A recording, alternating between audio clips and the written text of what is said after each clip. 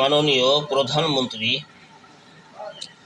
জনাব তারেক রহমান এবং রাষ্ট্র পরিচালনার দায়িত্বে যারা আছেন তাদের উদ্দেশ্যে ছোট্ট করে আমি মাত্র দুইটি দাবি জানাচ্ছি। আইন দুইটি যদি পাশ করতে পারেন, আমার বিশ্বাস এই রাষ্ট্রের পড়ালেখার মান পুরো রাষ্ট্রের ঠিক হয়ে যাবে। পুরো রাষ্ট্রের স্বাস্থ্য ব্যবস্থা তথা চিকিৎসা ব্যবস্থা ঠিক হয়ে যাবে। পুরো রাষ্ট্রের যোগাযোগ ব্যবস্থা ঠিক হয়ে যাবে। পুরো রাষ্ট্রের শিক্ষা ব্যবস্থার সঙ্গে যে কোচিং বাণিজ্য চলতেছে এটা ঠিক হয়ে যাবে। পুরো রাষ্ট্রে যে চিকিৎসকরা এরকমভাবে ডায়াগনস্টিক সেন্টারে যে এরকমভাবে পরীক্ষা বাণিজ্য করতেছে এটাও ঠিক হয়ে যাবে। পারবেন কি কাজ দুটা করতে? তার আগে বলি, আমার এই ভিডিও যাদের কাছে যাচ্ছে আপনারা একটু শেয়ার করবেন যেন রাষ্ট্রের দায়িত্বশীলদের কাছে এটা পৌঁছায়। কাজ দুইটা। এক নাম্বার, কোনো এমপি, মন্ত্রী তো অনেক দূরের ব্যাপার, কোনো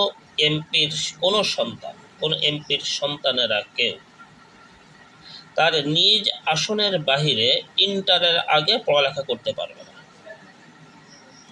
মিনিমাম ইন্টার পর্যন্ত নিজ আসনের যে কোনো স্কুল, মানে প্রাথমিক বিদ্যালয়, মাধ্যমিক বিদ্যালয় এবং কলেজে পড়তেই হবে। ইন্টার পাশ করার পরে এরপরে নিজ আসনের বাহিরে যাবে। এক। নাম্বার দুই,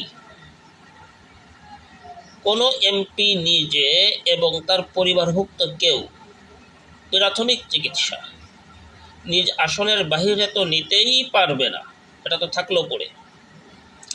কঠিন থেকে কঠিন রোগের চিকিৎসা বা উন্নততর চিকিৎসার জন্য তাকে সর্বপ্রথম নিজ আসনের হাসপাতালে ভর্তি হতে হবে এবং সেই হাসপাতাল কর্তৃপক্ষ যদি আরও উন্নত চিকিৎসার জন্য তাকে রেফার নিয়ে তারপরে যেতে হবে।